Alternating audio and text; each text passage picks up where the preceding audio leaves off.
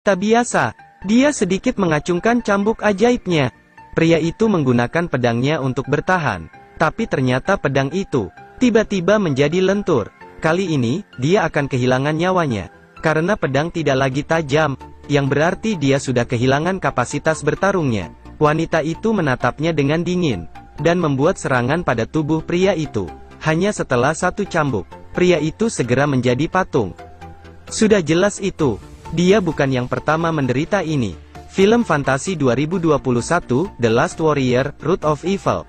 Mulai dari sekarang, pria muda ini yang sedang berbicara dengan seorang wanita kaya, benar-benar pembohong profesional. Hanya dengan menggunakan beberapa trik kecil, wanita kaya itu sudah diyakinkan bahwa dia bisa melihat masa depan.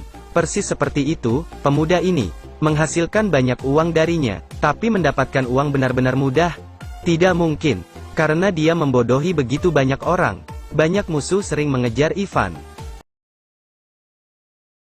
Ayo, lindungi diri. Bila muncul demam, sakit kepala dan nyeri, segera minum Bodrek. Dengan 3 oke-nya Bodrek, cepat redakan sakit kepala, demam, dan nyeri.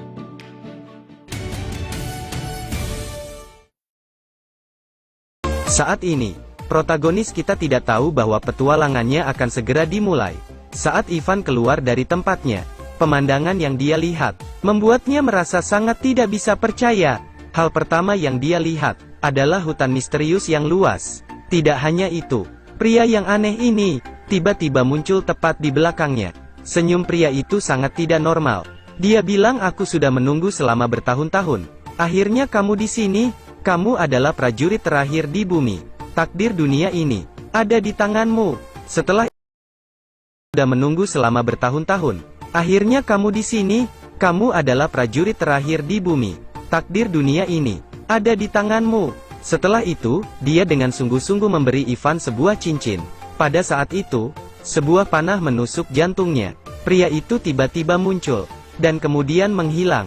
Hanya ada sekelompok tentara yang tersisa. Menghadapi tentara bersenjata, Ivan harus menggunakan skill uniknya sekali lagi. Seperti itu, sangat jelas. Keterampilan uniknya tidak berguna setiap saat. Hanya dengan itu, Ivan dibawa ke raja tanpa alasan sama sekali.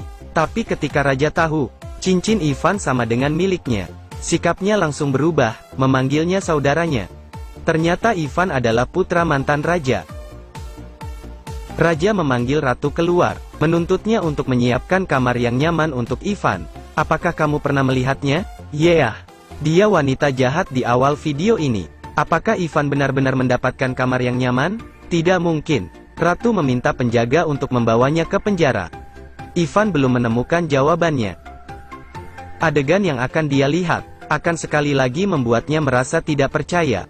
Dia melihat seorang pria yang keempat anggota tubuhnya terpisah. Mereka semua terperangkap di dalam balok es besar. Sangat aneh, pria itu masih hidup.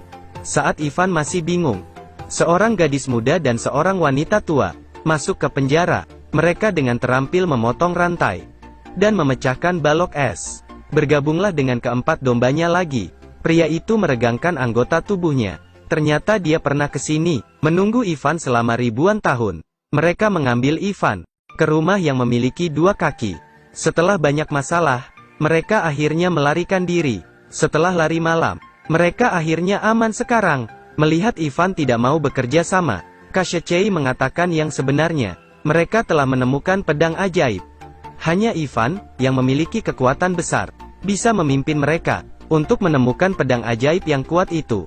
Kashechei setuju dengan Ivan. Begitu mereka menemukan pedang ajaib, dia akan membantu Ivan untuk kembali ke dunia nyata. Di dalam perjalanan, mereka akan menemui banyak masalah. Kashechei memanggil seorang teman untuk meminta bantuan. Hanya seperti itu, mereka pergi ke hutan yang gelap. Mereka membiarkan Vasilisa duduk sendirian di tepi danau. Yang lain bersembunyi menunggunya. Seperti dugaan, tidak lama kemudian, makhluk aneh muncul. Makhluk itu menatap Vasilisa, dan dengan cepat berenang ke sisi itu. Makhluk hijau menatap dalam-dalam. Seorang gadis cantik yang sedang duduk di tepi danau, melihat tidak ada orang di sekitar. Dia dengan cepat berenang untuk mendekatinya. Ketika percaya bahwa gadis cantik itu adalah miliknya, seekor udang karang diam-diam naik di bahunya. Setelah mendengarkan laporannya, makhluk itu sangat kecewa.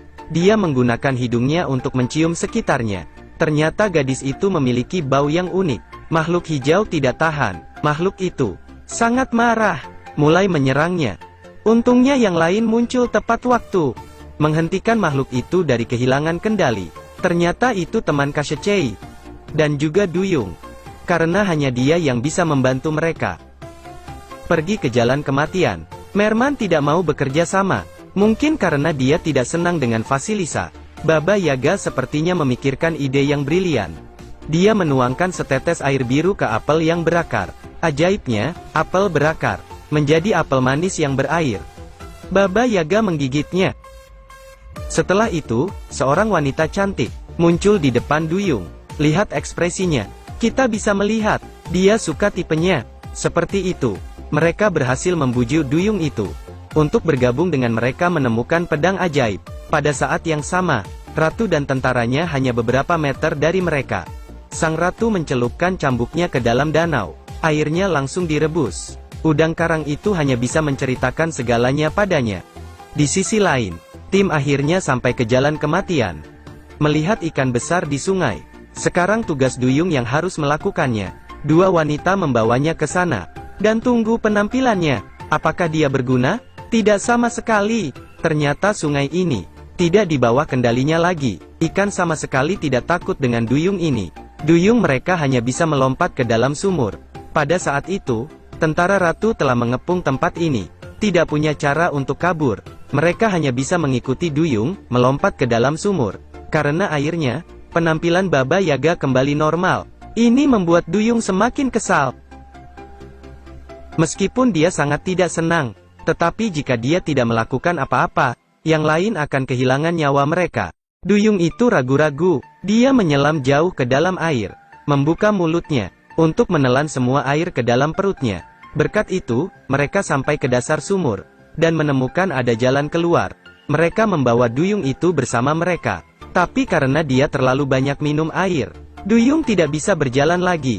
Dia memutuskan untuk mengorbankan dirinya sendiri, menggunakan tubuhnya untuk membantu mereka melarikan diri dari sini. Meskipun mereka tidak ingin meninggalkannya, mereka masih harus berpamitan dan melanjutkan perjalanan. Duyung menggunakan napas terakhirnya untuk memblokir jalan keluar. Pada saat itu, ratu turun ke tempat ini. Melihat wanita jahat ini, dia memuntahkan seteguk besar air. Dia telah mendapatkan kembali harga dirinya. Ratu yang marah, menggunakan cambuknya untuk mengubah Duyung menjadi patung. Air di sumur menyembur keluar dari tubuh Duyung. Tapi tidak lama kemudian, mereka dikelilingi oleh tentara ratu lagi. Ratu mengambilnya ke tempat di mana pedang ajaib itu berada. Pedang yang kuat ada di antara pedang biasa ini. Diancam. Ivan mengambil cabang. Cabang biasa ini tiba-tiba menjadi pedang yang indah. Ya, pedang ajaib yang kuat akhirnya muncul. Ivan menggunakan pedangnya. Kekuatannya segera dilepaskan. Cabang biasa ini tiba-tiba menjadi pedang yang kuat. Dia menggunakan pedangnya. Kekuatan besar membuat sang ratu jatuh dari kudanya. Ivan menyelamatkan teman-temannya dan mengembalikan pedang ke Kashechei. Saat Ivan berharap Kashechei memenuhi keinginannya untuk membawa Ivan kembali ke dunianya, raja tiba-tiba muncul di depan mereka. Ternyata Kashechei tidak menginginkan pedang ini. Dia menginginkan batu kehidupan abadi. Mereka saling bertukar. Tapi Kashechei tidak mengharapkan batu yang diberikan raja itu palsu. Batu kehidupan abadi yang sebenarnya ada di tangan sang ratu. Pada saat itu, Vasilisa melemparkan dirinya ke arah raja dan membuatnya jatuh. Pedang ajaib jatuh ke tanah. Melihat kesempatan itu, Ivan melawan prajurit itu dan mengambil pedang ajaib.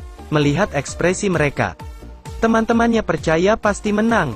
Ingin membalikkan keadaan? Tidak mungkin. Ivan memegang pedang di tangannya, tapi dia tidak menyerang musuh. Dia hanya menggambar lingkaran dan kemudian melambaikan tangannya. Sebuah pintu ke dunia Ivan dibuka. Tidak percaya, pada saat ini Ivan tidak menyelamatkan rekan satu timnya. Alih-alih itu, dia memilih untuk kembali ke dunianya. Meskipun Ivan telah kembali ke dunianya, Ivan masih sangat bersalah. Rasa bersalah meninggalkan rekan satu tim. membuatnya tidak nyaman sepanjang hari.